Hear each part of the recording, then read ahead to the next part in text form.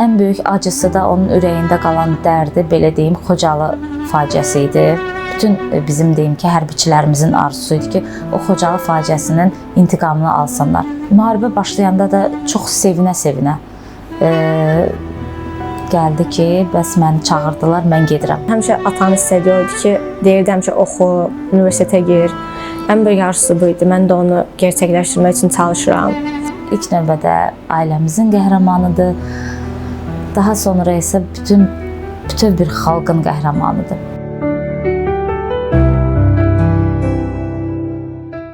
Mən Hacıyeva Elnarə Vəli qızı, şəhid mayor Elnur Hacıyevin həyat yoldaşıyam. Yoldaşım 2020-ci il Azərbaycanın suverenliyi və azadlığı uğrunda qəhrəmancasına döyüşərək 17 oktyabrda Füzuli rayonunda şəhid olmuşdu. Elnurla tanışlığımız 2007-ci ilə təsadüf edir. O zaman mən işləyirdim. Elnur isə hərbiçi idi, kapitan rütbəsində idi. Biz qohum deyilik. Sadəcə ailələrimiz bir-birini tanıyırdı və onun bacısının vasitəsilə bir-birimizlə tanış olmuşuq. Və hərbiçi bizim ailəmizdə, yəni nə atamgil tərəfdə, anamgil tərəfdə hərbiçi olmayıb. Və hərbi həyatının da ağır olduğunu mən bilmirdim. Ona görə sadəcə ağır olsa belə mən Elnurun öz şəxsiyyətinə, öz xasiyyətinə, yəni özünü aparmağına, danışığına, mədəniyyətinə, tərbiyəsinə belə deyim ki, vuruldum və onunla evlənməyə qərar verdim. Elnurla 2007-ci ildə tanış olduq və elə 2007-ci ildə də nişanlandıq. Bir il nişanlı qaldıq. Bir ildən sonra 2008-ci ildə ailə qurduq. Və bu evlilikdən bizim bir qız övladımız var.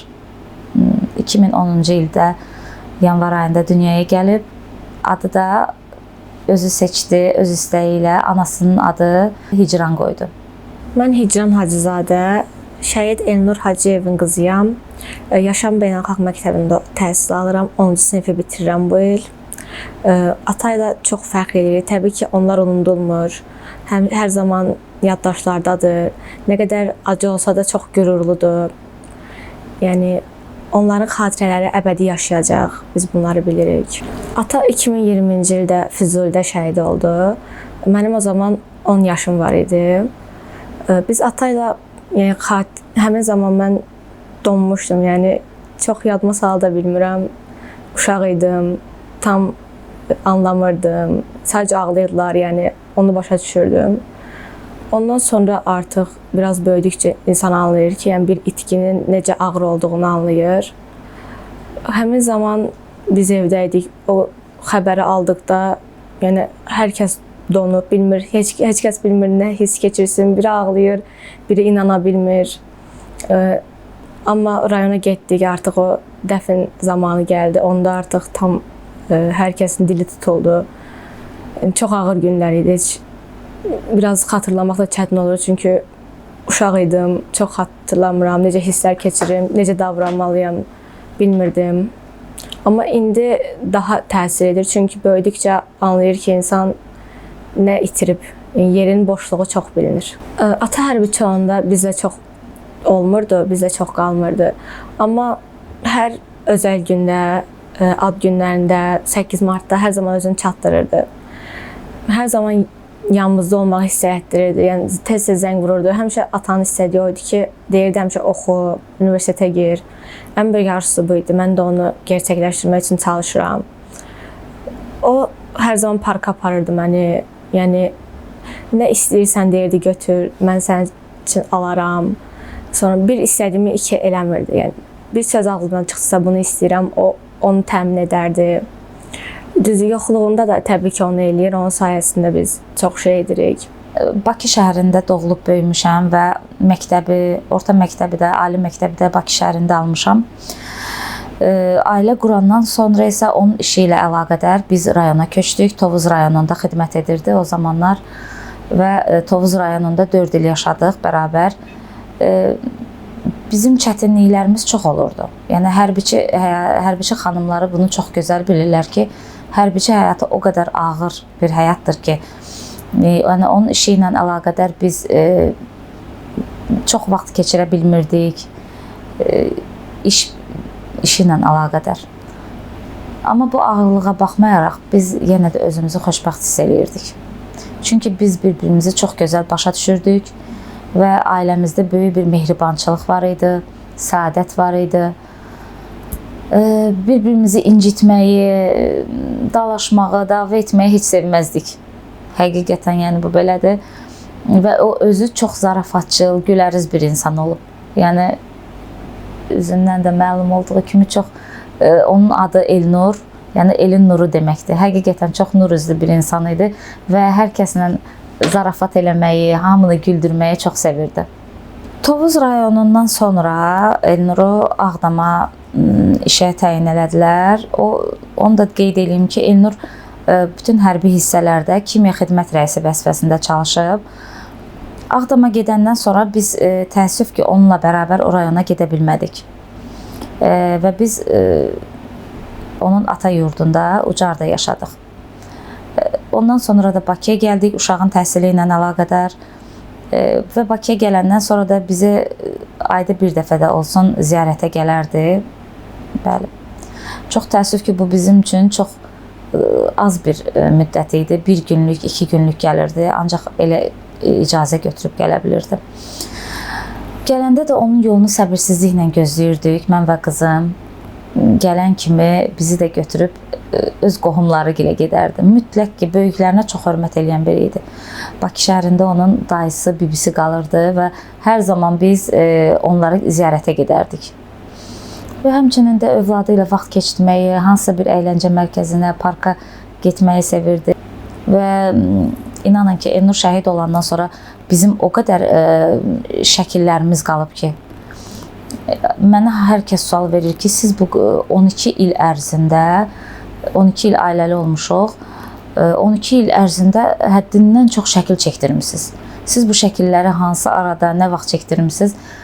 Mən özüm şəkil çəkdirməyi çox sevdiyimi Elnur bilirdi və mənə heç vaxt etiraz eləmirdi. Hər getdiyimiz yerdə, evdə, hansısa bir yerdə, məkanda, bütün məkanlarda bizim şəkillərimiz var. Və indi deyirəm ki, düşünürəm ki, nə yaxşı ki, biz elə o vaxtı çox şəkil çəkdirmişik. İndi hal-hazırda bizim xatirələrimiz elə o şəkillərdə qalıb və bizim yaddaşlarımızda qalıb.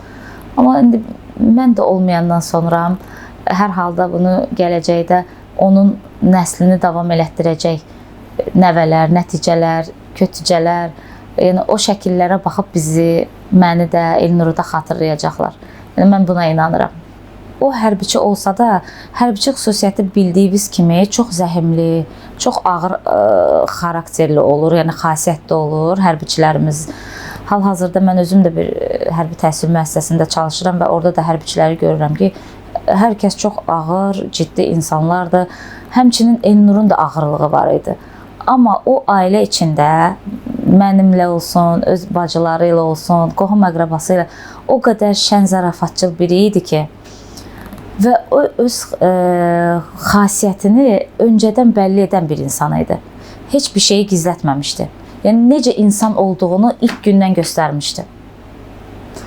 Onun üçün məncə yenidən biz o illərə qayıtsaydıq, mən yenə də onun evlilik təklifini qəbul edərdim.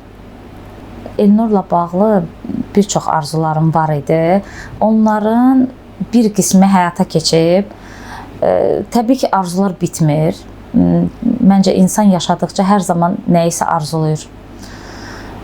Hal-hazırda mənim Elnurla, sırf Elnurla bağlı, Elnurun şəhidliyindən sonra həyata keçirmək istədiyim ən böyük arzum hal-hazırda onun Ucar rayonunda təhsil aldığı orta məktəbə onun adının verilməsidir.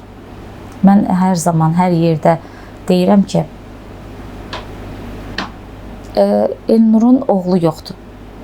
Oğul övladı yoxdur. Atası da yoxdur. Qardaşı da yoxdur. Əlbəttə ki, qız da övladdır. Yəni, böyük nemətdir. Mənim arzum odur ki, onun adı əbədləşsin. Onun adı unudulmasın. gələcəkdə, tarixdə qalıb onsuz da bütün şəhidlərimizin adı tarixdədir, əbədi həkk olunub. Bizim möhtərəm prezidentimiz demişkən, yəni qalib ordunun qalib şəhidləridir.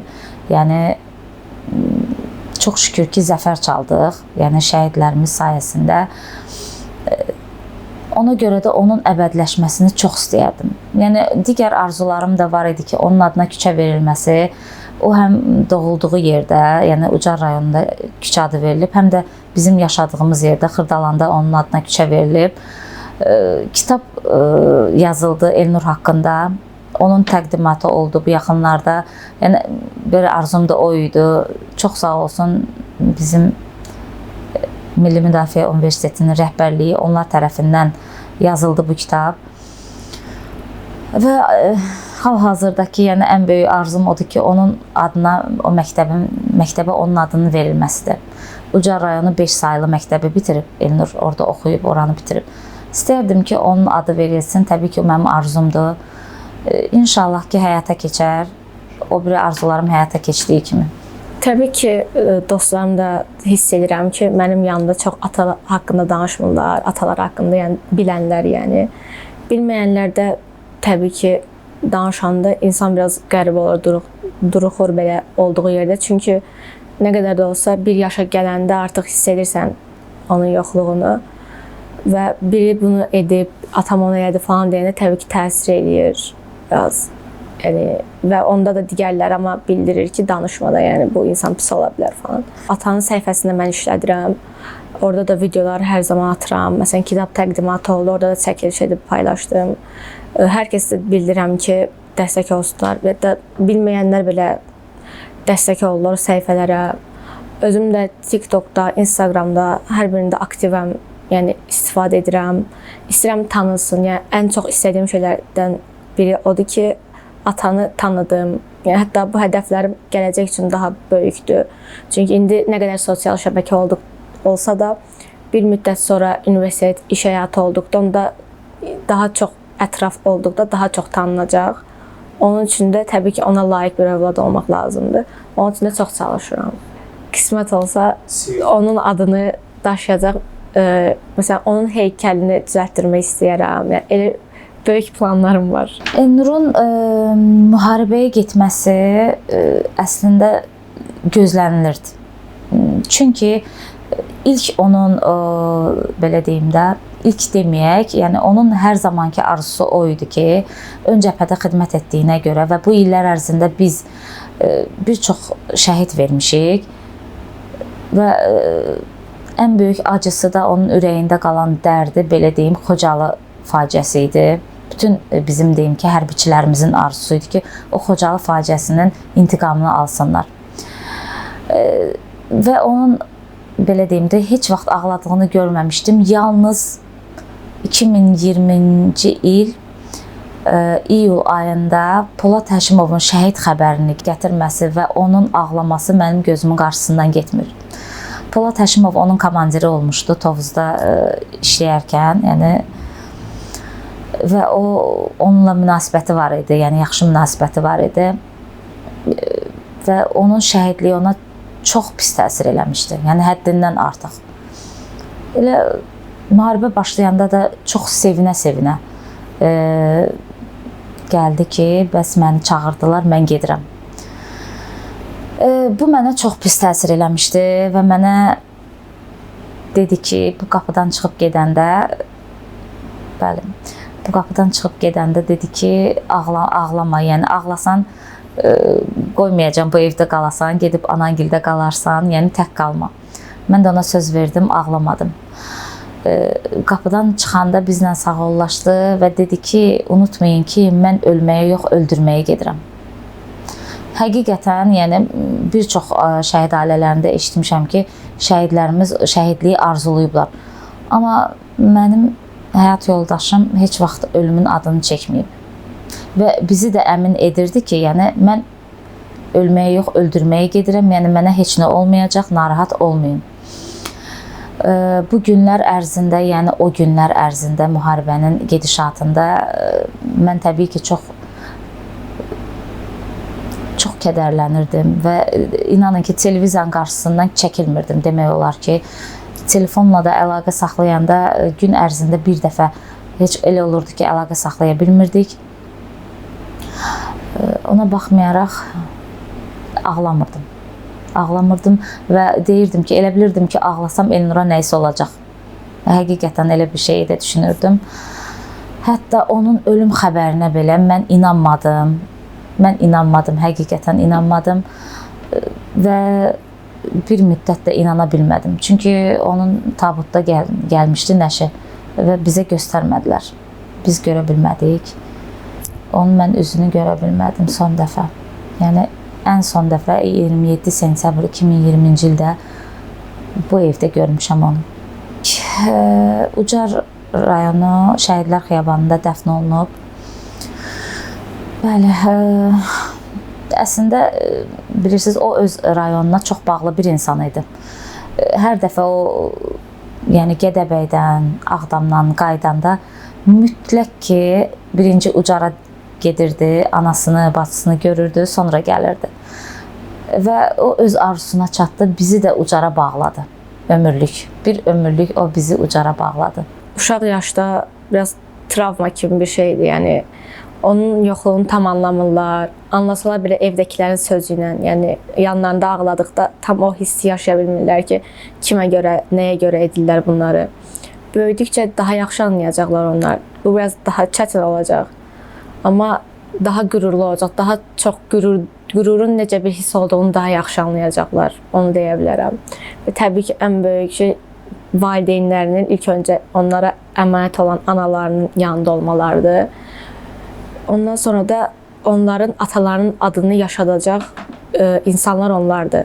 Onlara layiq hərəkətlərlə, onlara adını daşıyacaq, yüksəkdə daşıyacaq əməllərlə seçilirlər onlar hər zaman və seçilməyə də davam etməlidirlər. Qafqaz Müsəlmanlar İdarəsinin 114 TV YouTube kanalına çox təşəkkür edirəm. Gəldilər, bizi çəkdilər, yəni bizimlə tanış oldular. Çox sağ olun, bizim üçün də çox şad oldu sizinlə tanış olmaq. Təbii ki, onun harda dəfn olunmasından asılı olmayaraq, o bizim üçün böyük bir qəhrəmandır. Ailəmizin, ilk növbədə ailəmizin qəhrəmanıdır.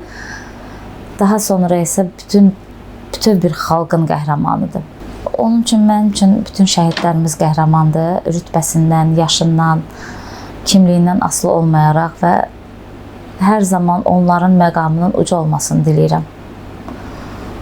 Onların sayəsində biz yaşayırıq, nəfəs alırıq, qorxu içində yaşamırıq ən azından. Səbirli olub, dözümlü olub, güclü olub, öz övladlarını, övladı olanlar övladlarını saxlayıb, böyüdüb, boya başa çatdırıb, atalarının adına layiq yetişdirsinlər və özləri də bu həyatda bir yer tutsunlar.